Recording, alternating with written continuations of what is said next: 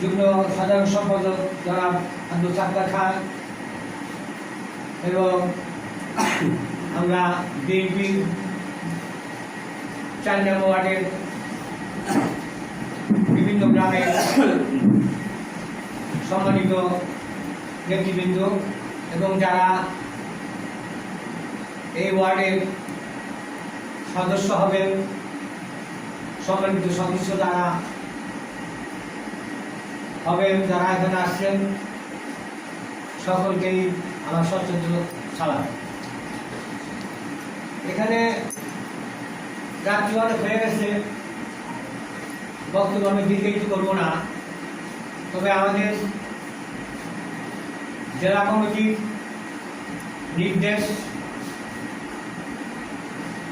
আপনারা তো সবাই জানেন, বিগত দিনে আওয়ামী লীগের কার্যক্রম সম্বন্ধে তারা বিএনপির একটু গন্ধ পাইলেই তাদের প্রতি তারা ক্ষিপ্ত ছিল এবং অন্যায় অত্যাচার করছে, বিভিন্ন হামলা মামলা দিয়ে তাদেরকে নির্যাতন করা হয়েছে।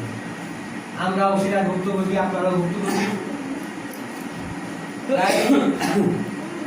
যারা আওয়ামী লীগ করেন এবং আওয়ামী লীগের সঙ্গে আঘাত করে যারা আওয়ামী লীগের কর্মসূচিতে অংশগ্রহণ করছেন, তাদের সাথে চলাফেরা করে বিএনপির ক্ষতি করার চেষ্টা করছেন, সেই সব লোক যাতে আমাদের এই বিএনপিতে সদস্য না হতে পারে এবং আমরা সদস্য যাতে না করি, সেই নির্দেশনা আমাদেরকে দিয়ে দিচ্ছে।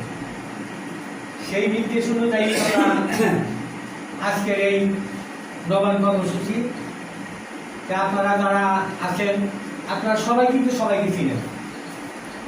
এই ওয়ার্ডে যারা আছেন সবাই প্রতিবেশী, সবাইকে চিনেন, কে কি করছে আপনারাই জানেন।